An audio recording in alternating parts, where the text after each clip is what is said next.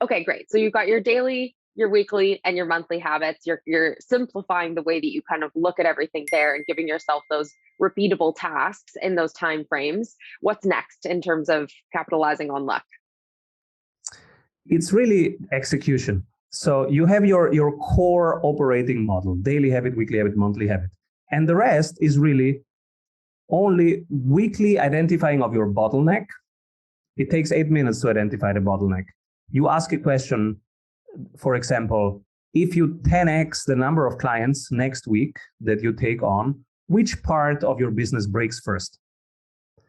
And then you think of your business as being in the fundamental stages: awareness stage, engagement, ready to buy, closing, delivering, retaining, cross-selling, upselling, referral.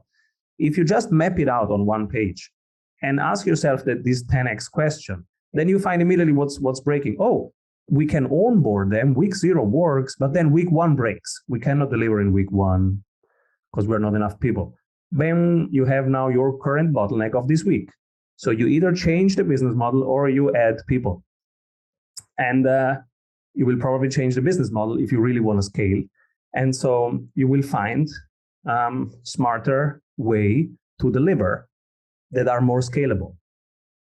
For example, I went from myself being the consultant to firing myself from operation, changing the business model to a franchise style like McDonald's. And now I have certified strategy sprints, coaches around the globe who do the coaching. That was for me the work.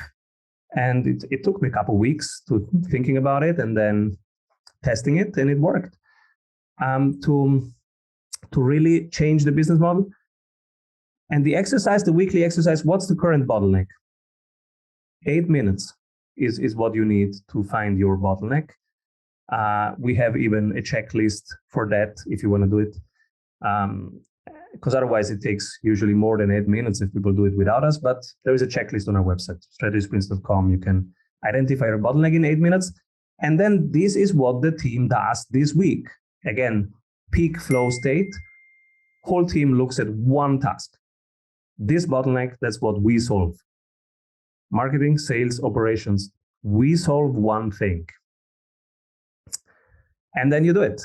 And when it's solved, you pick the next bottleneck and improve. And there is always a bottleneck. It's a never ending. It's always the weakest part of the throughput overall chain. Yeah, absolutely. That makes sense. So when you're, maybe give us a couple of those points that you'd cover in that checklist when you're looking to kind of brainstorm how you might tackle that bottleneck or find that bottleneck. Yeah, it's really, you divide by stages. You think it from the customer perspective, where they are. And if you maximize it, which is the part that breaks? And it might be the delivery. It might be, it's from marketing to sales. For example, we have 7,000 views this week, unique visitors, but just 15 opt-ins and only 2 discovery calls booked on the closer's calendar. So now we might want to look at that landing page and what is exactly going on that we lose all these possible opt-ins. And when on that landing page, again, the assumption, is it the copy? Is it the button? Is it the user experience? Is the button contrast not enough? Is the words on the button are not animating you to do something? The copy is not animating you to do something. Which part is it? Is it a technical? Is it a creative problem? And again, you solve that bottleneck and you move on to the next. But the numbers will always tell you if you solve that bottleneck or not. Yeah, absolutely. And at what point do you think, if there is a point in a business's growth or in a business's kind of scaling journey, does the business ever get to a point where it's too large for kind of everybody to come in and focus on that issue and move through the bottlenecks? Or is it always something effective, but most companies just aren't doing it right now and aren't actually dedicating all the resources to solving the one glaring issue? Yeah, the wonderful thing, and you can learn that from nature or from systems, is that every system can be broken down in fractals. So you have the whole system, which at some point is huge. But then each part is a fractal of the whole. So you can organize work in fractals, in teams of teams. And then each fractal organizes itself in weekly sprint. Mm-hmm. That's really how to do it. You need the same structure that you have on the team level. The team is just the smallest unit of the whole thing.